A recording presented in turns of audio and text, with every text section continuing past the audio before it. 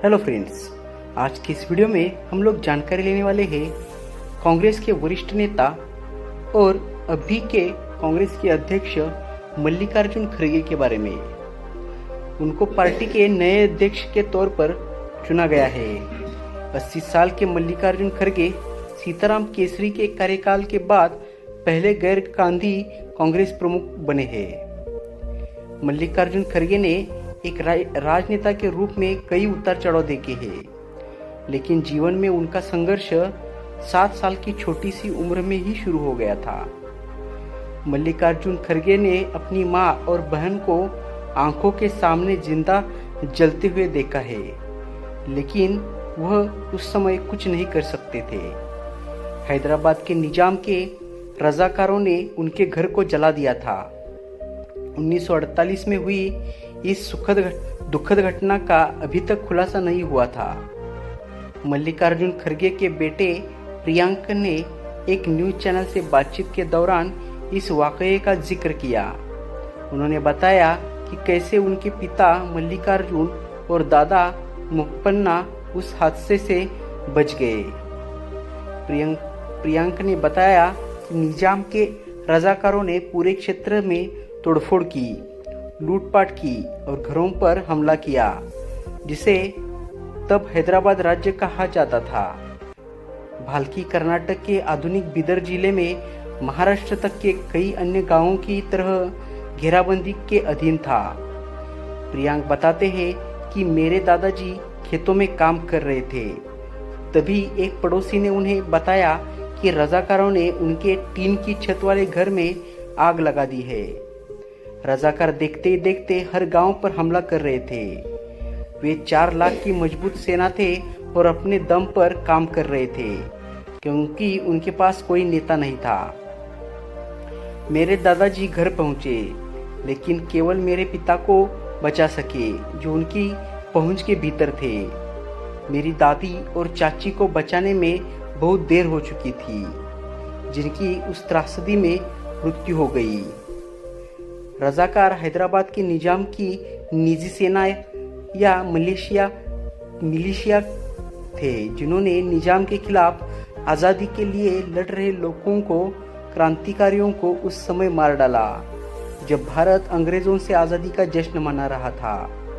तत्कालिक हैदराबाद के लोग मजलिस इत्तेहादुल उल मुसलमीन के तले अर्धसैनिक बल बना के लड़ रहे थे।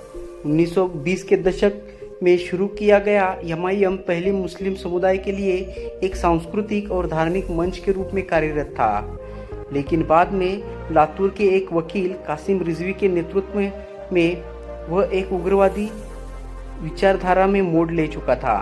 कहा जाता है कि निजाम शासन की रक्षा के नाम पर उसने कई अत्याचार किए और विरोध करने वालों का मार डाला। 1947 में रजाकारों ने हैदराबाद के लोगों से या तो पाकिस्तान में शामिल होने या एक अलग मुस्लिम राज्य बनाने का आह्वान किया।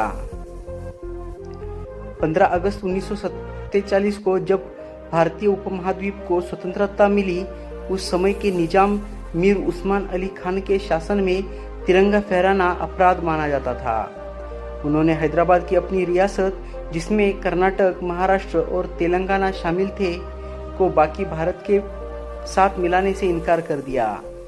हैदराबाद को भारतीय शासन के तहत लाने के लिए ऑपरेशन पोलो, एक सैन्य अभियान भारत सरकार की ओर से शुरू किया गया था। इसका उद्देश्य भारतीय संघ के साथ हैदराबाद राज्य का विलय करना था, जो उस समय निजाम के अधीन था। ऑपरेशन पोलो का विरोध करते हुए रजाकारों ने गांवों पर हमला करना शुरू कर दिया और घरों को लूटकर आग लगा दी।